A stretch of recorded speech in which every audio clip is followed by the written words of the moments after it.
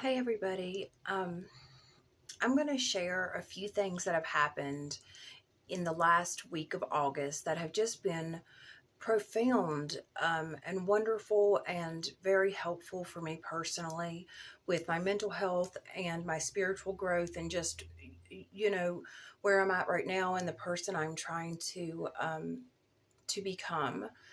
So hopefully I can share these and like it'll be of some use to others as well.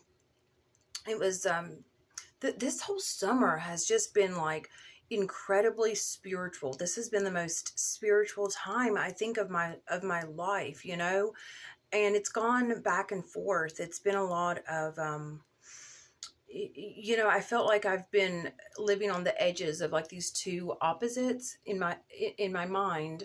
Since some days I'll just be overwhelmed almost with going back to the man, this is what I want. This is my like list of accomplishments and my list of goals and my good reasons why I should have these things that I'm working towards, and then you know kind of comparing what I want and where I'm going with like the reality of poverty, and the reality of just like being like super low working class and really like struggling financially and just everyday life, like I said in the other video, like the everyday Tuesday, which Tuesday kind of gets a bad rap, but there's been that negative side, and then just like, okay, signs and symmetries that it is going to work out, but it's been a lot of back and forth in my mind, and it's not mania, because I've experienced mania. I know it's not that. It's just kind of like these poles and the cognitive dissonance of having such extremes. And I think the reason I have this like cognitive dissonance that creates more flusters in my soul. I don't know, I'm trying to find like the right word, just kind of that frenzy and a little bit of anxiety and nerves, and like, the mom at Carrie, they're all going to laugh at you. They're all going to laugh at you, like having that negativity. I think the reason I feel that anxiety in my soul is because it is extreme. Like what I want to accomplish is is extreme. I have really big goals and a big vision and high hopes, and I've come from so far, like these pits of this philosophical, self-induced, but also just kind of where it was hell. So it's been a lot, and I was talking to my therapist. The first great piece of advice came from my therapist, and that's why I want to share it, because it was like, okay, it means a lot. Even if you can tell yourself something 1,000 times, it's really helpful to have it come from an outside source. So I was telling my therapist, that basically I've been trying to grapple with the fact that I do think I have these kind of karmic patterns. I guess it's karma or cosmic debt or whatever, on top of not even talking about the debt that I created with addiction and being in abusive relationships, and really just navigating from a place of extreme self-doubt and unworthiness and self-loathing for so long. Not even talking about the drugs or anything, sex work, etc. Just the fact that who I was before I even started using. And I told my counselor, about preschool. I was very aware in preschool, when I was 4 years old, that I was uncomfortable. I was uncomfortable in my classroom. I was uncomfortable in my reality. I felt fat and just anxious. I had a lot of social anxiety in preschool. And at the end of the year, my first teacher said at her little like tiny preschool graduation, she said, "Oh man, I wish," she didn't say, "Oh man," but she said, "I wish I could be as happy as Jamie. She's just a, a happy child, always a smile on her face." And it dawned on me like, man, I'm good at being phony. I'm good at pretending. I have tricked her. I'm not happy. Like, I was aware that, that I was uncomfortable. I was aware that I, just felt very restless, and I was aware that I was fooling people and that they weren't understanding or seeing that I was restless. And so I was talking about that at preschool. I've had these problems, mental problems, social problems, whatever, just problems in my mind, living with reality as far back as my memories go. And also, I'm now aware that I look back on family patterns, and my grandmother, on my dad's side, it sounds, for all intents and purposes, that she was a codependent. And it's hard to talk about that because times were so different with my grandparents, especially, for women. We didn't have options, not like today, not by a fucking mile. But nevertheless, you know people did get out of abusive relationships. Even in my grandparents' day, women did say, okay, final straw, I'm leaving, period. And she didn't do that. So I guess there was some codependency, or some, surely, like, inherited trauma. My dad was very codependent. It was obvious, very passive aggressive, very codependent with my mother. She wore the pants, and he didn't have a voice in the relationship. It worked for them. They had a beautiful relationship in many ways. However, there was this passive aggressive side where it would be anger and misplaced anger, and he could stand up. He could not stand up to his youngest daughter, but he would never stand up to my mother. And I almost feel like I cringe a little bit because my dad is dead, rest in peace, and also because they had a beautiful relationship and it worked for them. But I've always said, if the roles were reversed in my parents' relationship, they were married over 50 years, never fought. But if the roles were reversed and my dad was wearing the pants, so to speak, to the degree that my mother controlled their universe, then people would have been like, man, probably looked at my mother as being like this emotionally abused, quiet woman who never spoke or thought for herself. But so I'm telling my therapist that, right? I feel like I have a lot of issues, and I feel like they honestly go back further than just even my lifetime. And I asked her, I said, flat out, am I crazy? Like, what do you make of all this? And she said, I just think this is pretty much exactly what she said. She said, I just think you're very self-aware, and you've been self-aware your whole life. And man, I was like, thank you. It was such a relief. So I want to share that with someone. Maybe that can use it. I was, I have a tendency to do this, and I know it. It mentally, I'll just dig and dig and dig and think, well, what if it's this? What if it's this? And like I said, why, when I ask myself why and try to figure it out and like trace my origins and trace, myself and the way I think back, there's like no end to that road, and sometimes it's really helpful just to be like, hey, maybe I'm just self-aware. Maybe I just saw things or picked up on a lot.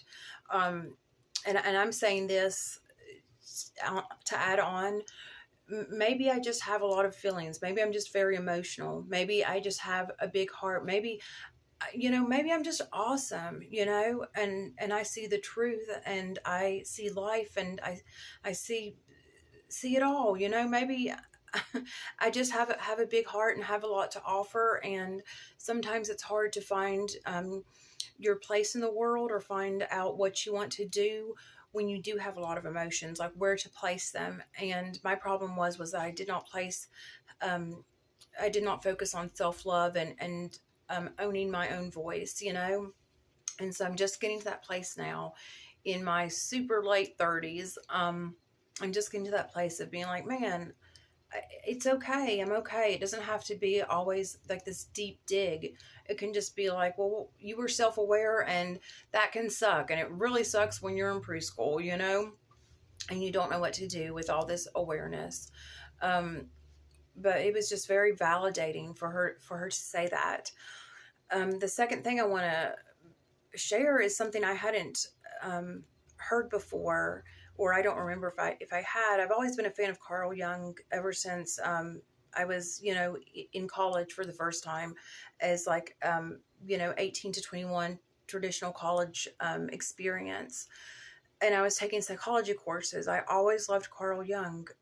He was special and he was different. And I think Sigmund Freud got a lot of the attention because he was really living the dream. Man, he just got to sit in a room and like shoot a bunch of legal liquid IV cocaine, and like basically just be like, I ponder, wow, talk about a dream life.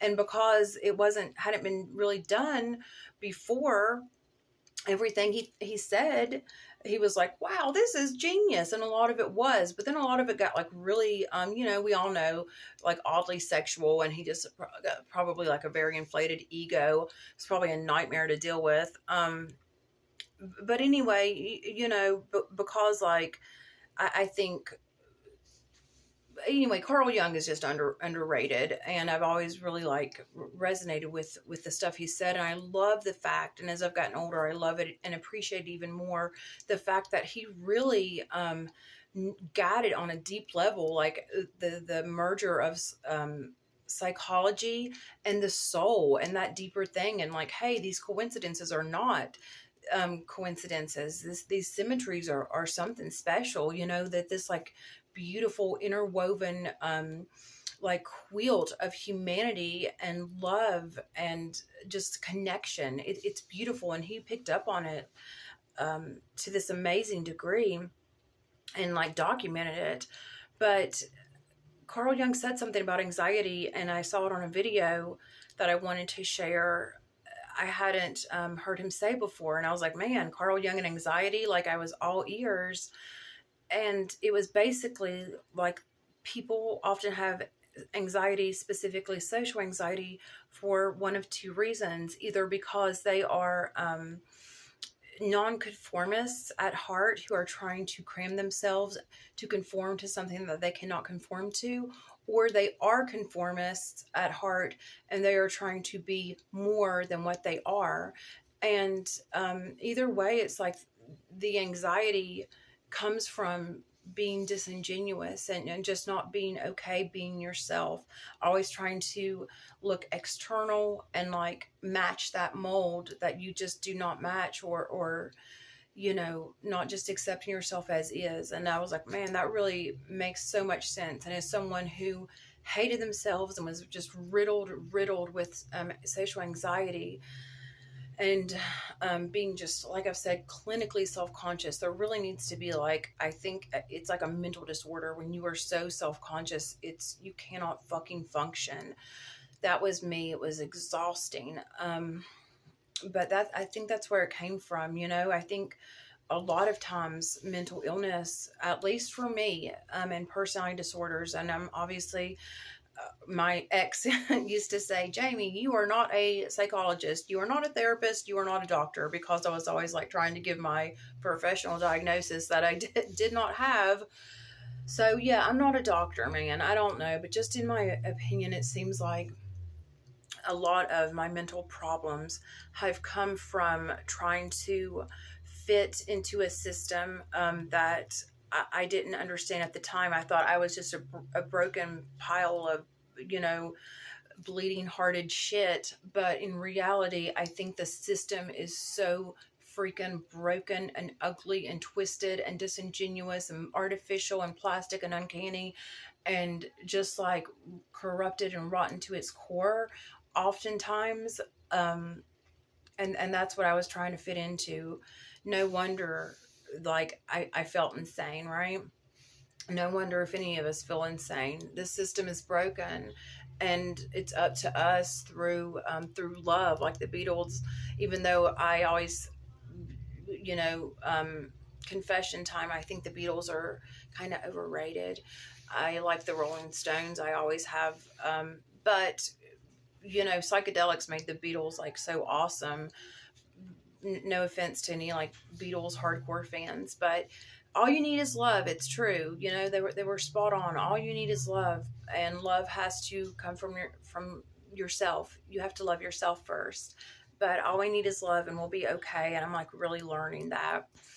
And self acceptance, like it goes right along with that. And finally, the third thing that happened, awesome tidbit of truth and validation from my therapist. Carl Jung is the man, of course.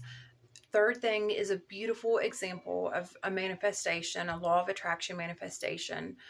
I've been really following the law of attraction for a while now, but as someone who ruminates, who gets stuck in their head, who has racing thoughts, who has difficulty managing my thoughts, the law of attraction, it goes both ways for me. That's why I'm attracted to it, because I understand the energetic level. I think it's a very spiritual practice, self-love and self-fulfillment, and understanding my autonomy. My autonomy is based on self-love, self-acceptance, and just conscious ownership of my life and my actions. That has, the law of attraction has really helped me, understand that, and understand that I can make the life I want to live. And in fact, I have to. It's really helped with that. And it's really helped me, through self-love. I've gotten a relationship with myself, and also with my higher self, and with the universe, and with God. So, and there's that spiritual element. However, as someone who ruminates, the law of attraction can be, it's a fine line where it can be just too much, where I can be focused on every little like micro thought, and oh, that's a negative thought, and I'm creating my reality, and my life is, like I said, I'm living in fucking poverty, so why am I creating that? And that can be like a hamster wheel of insanity for me if I'm not careful. So I've been just trying to focus on kind of letting go the manifestation part, and knowing that it's coming.